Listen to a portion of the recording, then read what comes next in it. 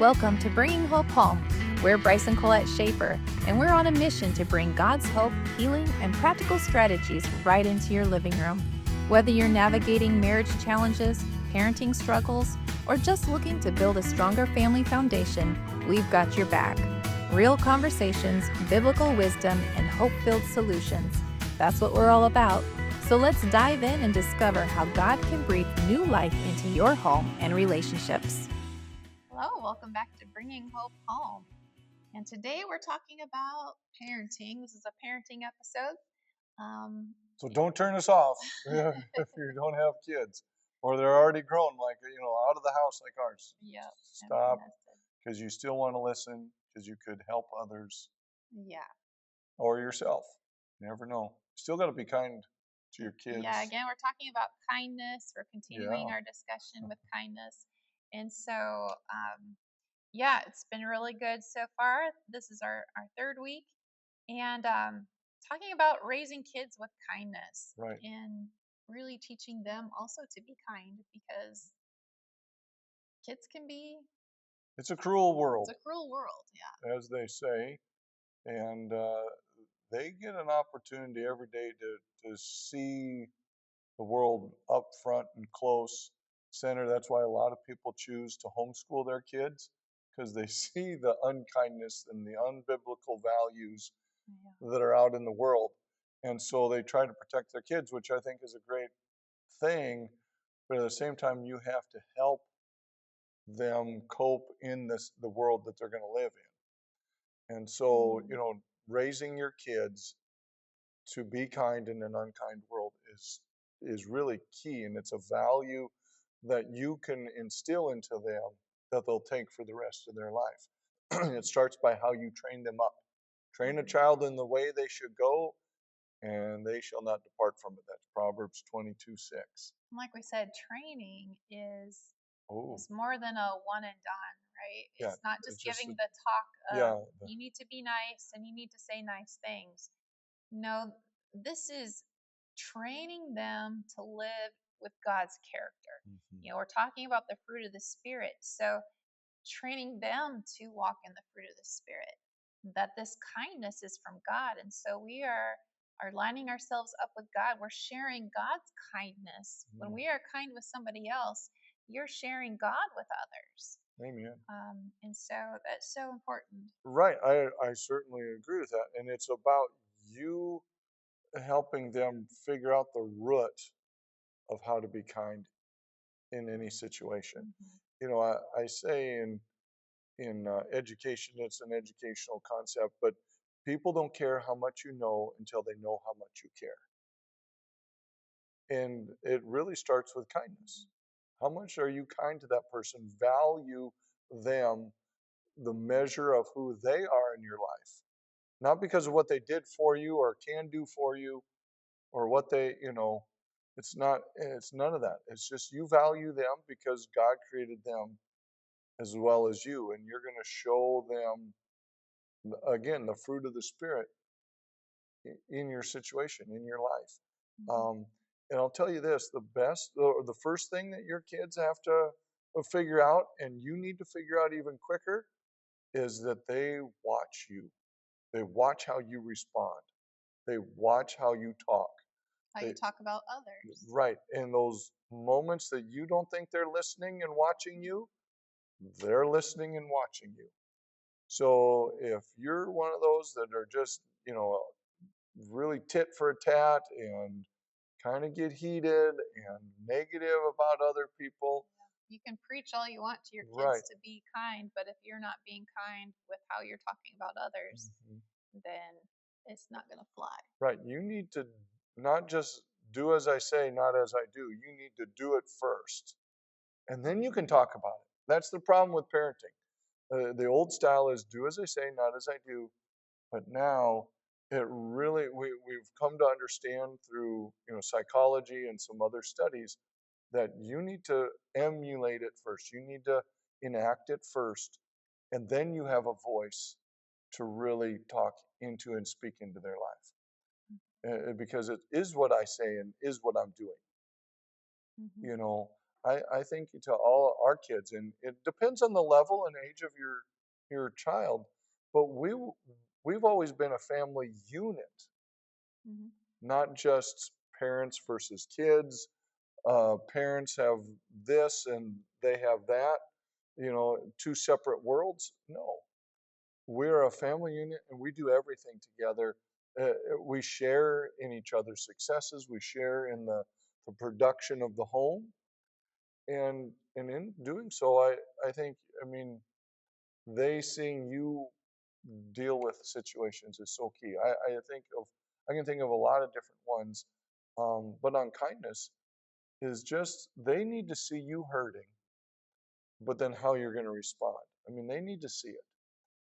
I remember when we were on a job interview and our kids were a little bit older, upper elementary to lower elementary, with our age groups, and we got to go out in to a job interview, and we took, because it was a pastoral one, we got to take our kids with us on, not in the interview itself, but on this journey with us, and how we responded and how things went, and we didn't get the job in the end, but I remember the person calling me to say they went in a different direction. He said, I wish you wouldn't have brought your kids along, because now they're going to be really disappointed. And I kind of was taken aback by it, and I thought, I get what you're saying, but at the same time, we're a unit, and we're going to teach them through it. We're going to teach them through this disappointment.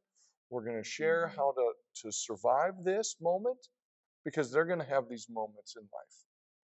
Again, you're raising your kids on how to live life, not just That's real training, that's isn't real it? training. It's you know, so and I know that wasn't a kindness one, but it's how we've lived and managed our family and our kids all together. Um, it's really a good idea. We talked last time about table talk, getting around the table and just talking through things. My mom and dad started that, for us Hmm. anyway, way back when I was a kid, and we would sit an hour after dinner Hmm. just talking about different things, different scenarios, get into role playing, of how you would act if this would happen, if that would Hmm. happen, Well, and I think and it's too, so important to do that.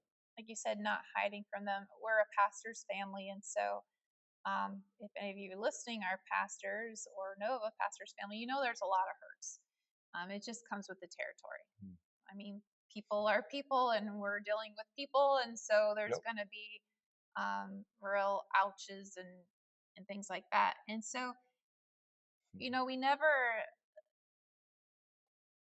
never talked badly about anybody in our church, but we did share hurts, or if they knew that something Mm. hurt us or whatever, they knew the situation. You know, we didn't talk about necessarily the person, but they saw us. This is how we're going to react. This is Mm-hmm. how we're going to move forward. We're going to pray for this person. We're going to, and so hopefully we showed them, the kindness throughout. Not Yeah, saying we're perfect, because we all are human and have those moments. emotions where our And when emotions we've get the blown it, we best. usually say sorry, and we backtrack and we help our kids that wasn't right and appropriate. I think one thing we've always shown our kids, and it's we address hard issues, not just behaviors. We go to the root of things. Right. We really do. We get to the heart of the issue, the root of it all.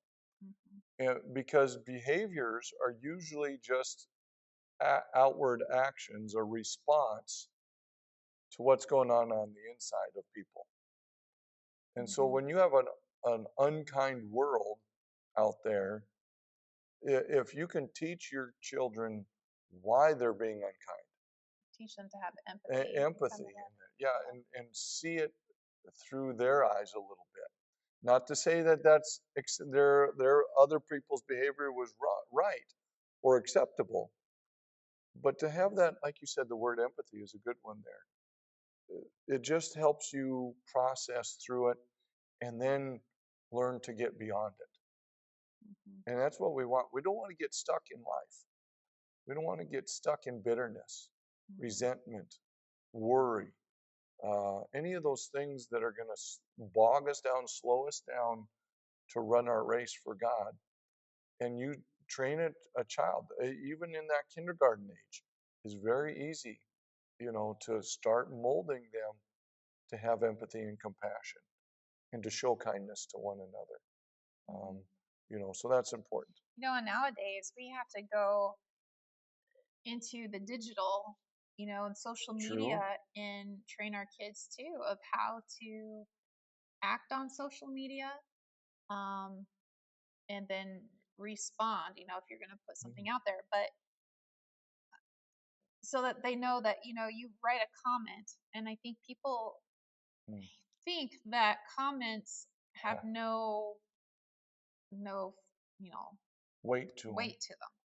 because they're nameless, faceless comment. It's on just there. But somebody is reading that, and those words make an impact. And so to teach that we're kind everywhere and in every way, not just face to face, but Mm-hmm. digitally as well.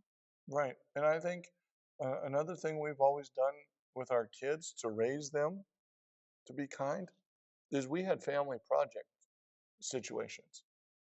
We did, when we had the opportunity to go help in a homeless shelter, we went and did that.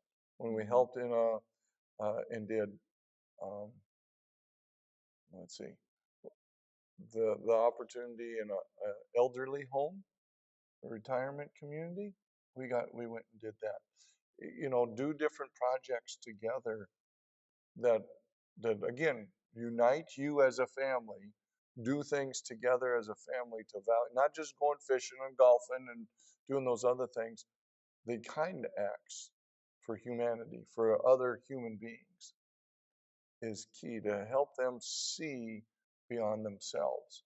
And we always tried to do that at least a couple of times a year. Mhm. Um, even to the point of like in our church, again, we're pastors. One of the things we always did is try to invite somebody over to our home at Thanksgiving or Christmas time or Easter, at least one of those three holidays that, they didn't, somebody in our church or outside our church didn't have family that they were going to go to.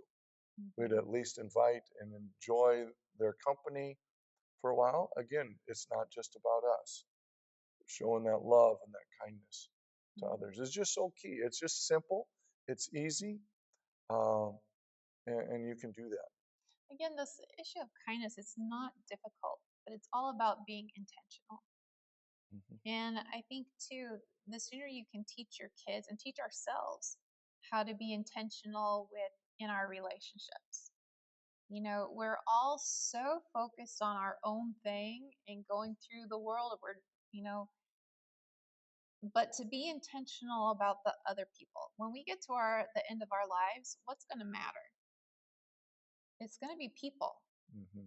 Who did we impact? Who did we love? Who's around us? And so, valuing people is really what it's about. Being kind, valuing the people that we have, and being intentional with those relationships.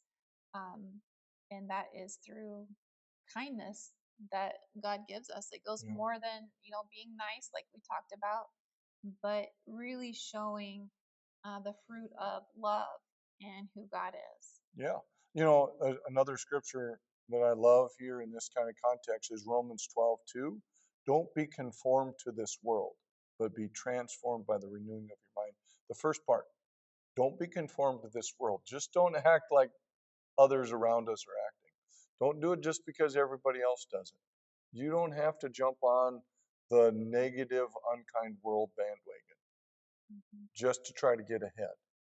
God sees you, and God's going to, again, multiply the seeds that you sow into their life, into your life, and it's going to, again, create this garden of your life that's way more weighted than gold Mhm. because of your kindness. And again, don't conform yourself. You don't have to do a tit for a tat. You can do it a different way, and look for those different ways, and teach you and train your kids to do those. And I think we always want our kids to be better off than we are. And one of those greatest ways is to teach them to be kind, and to do it better than you did it. Not just to have a better job, but better intentionality and understanding of others and valuing them. That, if you can teach them to do that better than you, boy, you've just hit a home run for sure. So Yep, yeah. that's right. A lot of good stuff here. So thank you again for being with us. We want to remind you that it helps us out and blesses the acts of kindness that you can do towards us is subscribe, like, share our episode with others, and we would really appreciate that immensely. So until next time, bring hope home to your life today. If you're listening on the Apple Podcast app, give us a 5-star rating and drop a review. If you're listening on Spotify, give us a follow. And if you're watching on YouTube, hit the subscribe button. See you next week.